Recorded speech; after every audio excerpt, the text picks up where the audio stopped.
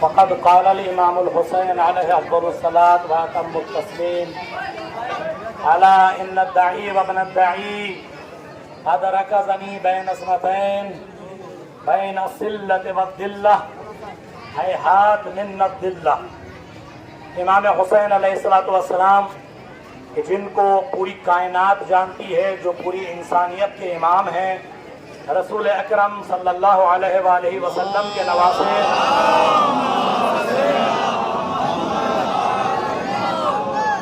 28 رجب سن 60 ہجری کو، یعنی اب سے ٹھیک 1385 سال پہلے امام نے مدینہ چھوڑا، اپنے نانا رسول اللہ کا پیارا مدینہ، نانا رسول اللہ کا پیارا گھر. کس وجہ سے چھوڑا، کیوں چھوڑا، کربلا کیوں ہوئی، لوگوں نے کیا کہا، کربلا سے کس طرح کا سبق ملتا ہے، یہ 3-4 پوائنٹ پہ میں انشاءاللہ اپنی بات کو اس 5-10 منٹ کی تقریر میں واضح کروں گا. آپ لوگ توجہ کے ساتھ سنیں. امام حسین نے سن 60 ہجری میں 28 رجب کو مدینہ چھوڑا اور 2 محرم 61 ہجری کو کربلا میں آئے اور یہ اعلان کیا کہ جو میرے ساتھ آئے گا وہ کامیاب ہوگا، جو میرے ساتھ نہیں آئے گا وہ کامیاب نہیں ہوگا. یہ اعلان عام اعلان تھا. کس کا؟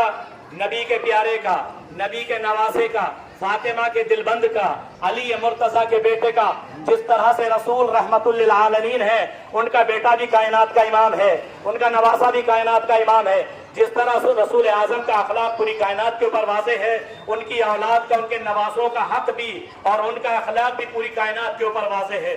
جس وقت امام حسین نے دربار ولید میں کہا کہ اے ولید، میں یزید کی بیعت نہیں کر سکتا کیونکہ یزید فاسق بھی ہے، فاجر بھی ہے، شرابی بھی ہے، نامحرموں کو قتل بھی کرتا ہے، محرم اور نامحرم میں کوئی فرق نہیں کرتا، بے گناہ لوگوں کو قتل کرتا ہے، مسلمانوں کی بستیوں کو تباہ کر دیا ہے، قرآن کو بدلنا چاہتا ہے، دین کو بدلنا چاہتا ہے، اسلام کو بدلنا چاہتا ہے، نمازوں کو مٹانا چاہتا ہے.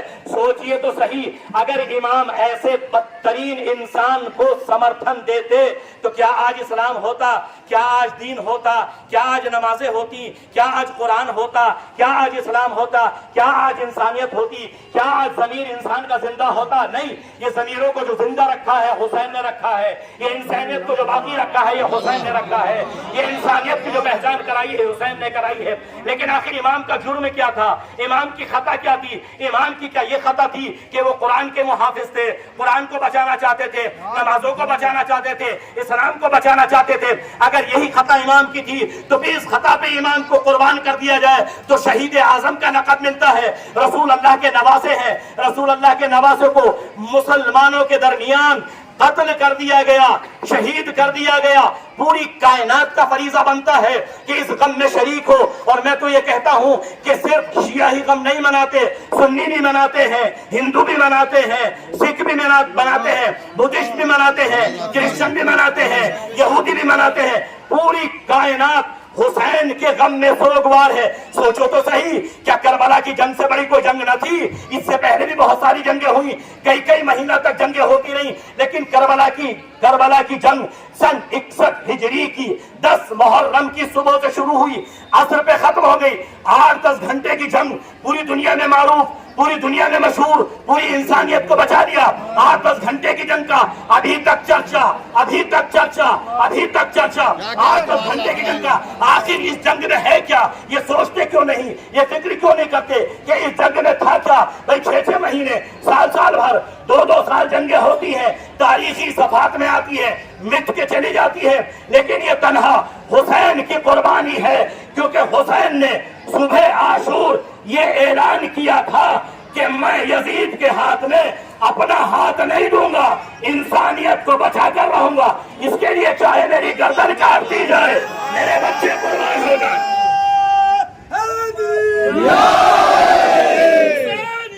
زندہ باد، زندہ باد، زندہ باد، مردہ باد، مردہ باد، مردہ باد.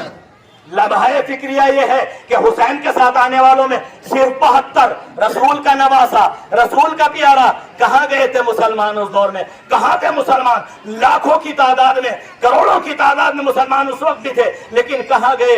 حسین کے ساتھ صرف 72، حسین کے رسول کے نواسے کے ساتھ صرف 72 ہے. اور یہی وجہ ہے کہ یہ جنگ ایسی جنگ بنی کہ ہر زندہ دل انسان کے نقش کر گئی اور قیامت تک یہ ذکر نہیں مٹے گا. یہ کربلا والوں کی داستان نہیں مٹ سکتی. یہ کربلا والوں کے واقعات جو دنیا میں بیان ہوتے ہیں, یہ کربلا والوں کا غم نہیں مٹ سکتا. کیونکہ قربانی اگر کوئی اپنے گھر کے لیے دے تو وہ مٹ سکتی ہے, اپنے خاندان کے لیے دے تو وہ بھلائی جا سکتی ہے, اپنے محلے کے لیے دے تو وہ بھی بھلائی جا سکتی ہے. لیکن جو پوری عالم انسانیت کے لیے قربانی دے تو جہاں جہاں تک انسانیت ہوگی وہاں تک قربانی کا چرچا ہوگا.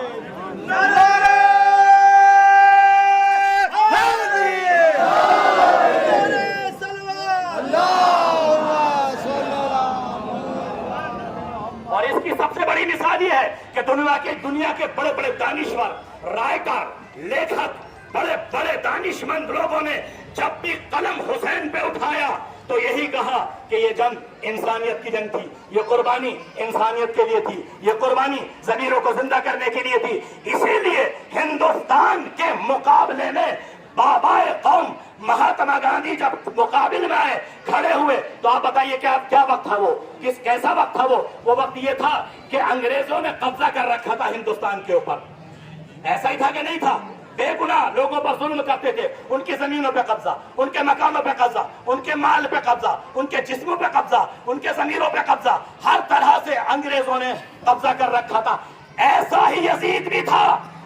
یزید بھی کرسی خلافت پہ بیٹھ کے ہر چیز کو اپنی ملکیت سمجھ رہا تھا, ہر چیز کا غاصب تھا, ہر چیز کو اپنی طرح منسوب کر رہا تھا, لیکن لوگوں کے ساتھ ناانصافی کرتا تھا, لوگوں کے ساتھ عدالت نہیں برتتا تھا, خود شراب بھی پیتا تھا, بدروں سے بھی کھیلتا تھا, عورتوں کا اور نامحرم اور محرم کا کوئی فرق نہیں کرتا تھا. تو جب ایسا ظلم ہو, ایسا ڈکٹیٹر, ایسا ظالم جب کسی بھی زمین پہ ہوگا تو شریف لوگوں کا فریضہ بنتا ہے کہ اس کے مقابلے کے لیے کھڑے ہو جائے. وہی کام حسین نے کیا, وہی کام وارث قرآن نے کیا, یہی کام گاندھی جی نے بھی کیا. لیکن ایک جملہ سنیے, گاندھی جی ہندوستان کی پوری قوم سے, دیکھ لیجیے آپ, لکھا ہوا ہے, گاندھی جی ہندوستان کی پوری قوم سے خطاب کر کے کہتے ہیں, اے لوگوں میں نے حسین سے سیکھا ہے, اے ہندوستانی قوم میں نے حسین سے سیکھا ہے, مظلوم اور نہتے رہ کر کیسے کامیاب ہوتے ہیں, حسین سے سیکھا. اور ہندوستانیوں, اگر تم انگریزوں کے چنگل سے آزادی چاہتے ہو تو کربلا سے سبق لو, کربلا سے درس لو, کیونکہ حسین تنہا وہ مدرسہ ہے, وہ مکتب ہے, وہ یونیورسٹی ہے, وہ فکر ہے کہ جو تمہیں نجات دلا سکتی ہے. اور ہندوستان میں گاندھی جی نے انقلاب برپا کر دیا کہ نہیں کر دیا؟ نیلسن منڈیلا نے افریقہ کی سرزمین پر حسین سے درس لیتے ہوئے انقلاب برپا کر دیا. ڈاکٹر راجندر پرساد کہتے ہیں کہ حسین کی قربانی, حسین کا بلیدان کسی ایک قوم کے لیے نہیں ہے, کسی ایک گھر کے لیے نہیں ہے, کسی ایک محلے کے لیے نہیں, پوری عالم انسانیت کے لیے ہے, پوری عالم انسانیت کے لیے ہے. ڈاکٹر انٹونی بارا کہ جو لبنان کا مفکر ہے, وہ کہتا ہے کتنے خوش قسمت ہے مسلمان کہ حسین ان میں سے ہے, ان کے رسول کا نواسا ہے. حسین اگر کرسچن میں سے ہوتا, عیسائیوں میں تو ہوتا, تو ہمارے گلی محلے میں ان کا پرچم بلند کر کے حسین کے نام سے لوگوں کو دعوت دیتے. یہ لوگوں کی فکریں ہیں, یہ لوگوں کا کہنا ہے, یہ لوگوں کی سوچ ہے. اور ہر زندہ دل انسان, ہر شریف النفس انسان حسین کو امام مانتا ہے, حسین کو لیڈر مانتا ہے, حسین کو قائد مانتا ہے, حسین کو قائد مانتا ہے. کیوں؟ کیونکہ حسین کا درس پوری عالم انسانیت کے لیے تھا. اور اس کی سب سے بڑی مثال یہ ہے, کیونکہ میں اگر مفکرین کے اقوال بیان کرنے پہ آ گیا تو 1 گھنٹے سے بھی زیادہ تقریر کر سکتا ہوں, مگر موقع کی نزاکت یہ نہیں ہے کہ سب کے اقوال پیش کیے جائیں. چند اقوال میں نے پیش کر دیے ہیں. ہمارے دیش کے حالیہ پردھان منتری نریندر مودی نے خود کہا ہے کہ حسین کی قربانی انسانیت کے لیے ہے, شریف النفس لوگوں کے لیے ہے. حسین نے جو جان دی ہے وہ انسانیت کے لیے جان دی ہے. تو یہ جو انسان ہوگا وہ حسین کا ہوگا, جو حسین کا ہوگا وہ انسانیت کا ہوگا. حسین کا در ایسا ہے کہ جو اتحاد کا مرکز ہے. حسین اتحاد سکھاتے ہیں. اور عزیزو, آج پوری دنیا میں, ہم یہاں ہندوستان میں رہ رہے ہیں, جوگی پورا میں رامپوری میں اس وقت یہ تقریر ہو رہی ہے, یہاں اتنے سارے لوگ ماشاءاللہ کھڑے ہوئے ہیں,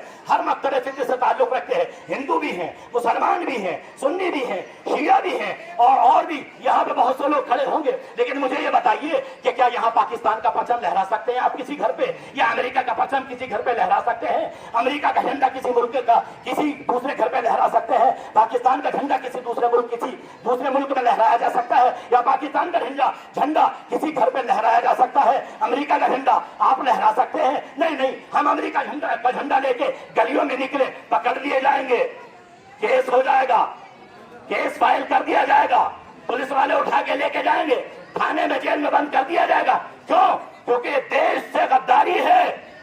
جس ملک میں رہ رہے ہو اس کا پرچم بلند کرنے کا تمہیں حق ہے، مگر تنہا حسین کا علم ایسا ہے، حسین کا جھنڈا ایسا ہے کہ ہر گلی میں لے کے نکلیے، ہر گھر پہ لگا دیجیے، ہر کوچے میں لے کے نکلیے، نہ کوئی کیس ہوگا، نہ کوئی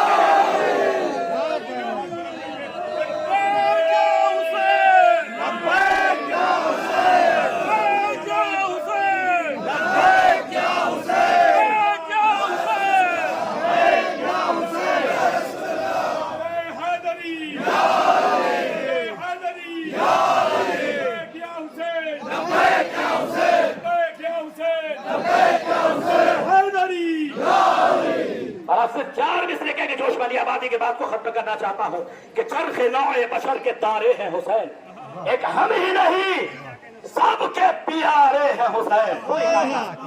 چرخ نوع بشر کے تارے ہیں حسین، ایک ہم ہی نہیں سب کو پیارے ہیں حسین۔